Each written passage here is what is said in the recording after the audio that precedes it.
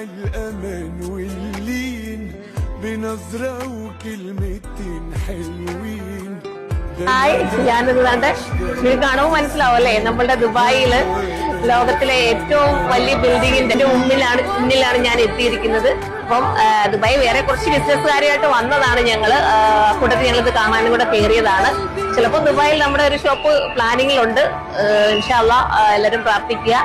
പിന്നെ എന്താ പറയാ, ഇവിടെ വെച്ചിട്ട് തന്നെ എനിക്ക് എന്റെ നാട്ടിലുള്ള ഒരുപാട് പേരെ കാണാൻ പറ്റി. ഒത്തിരി സന്തോഷം. കൊല്ലക്കാർ തന്നെ കാണാൻ പറ്റി. അവരുമായിട്ട് കുറെ സെൽഫി ഒക്കെ എടുത്തു.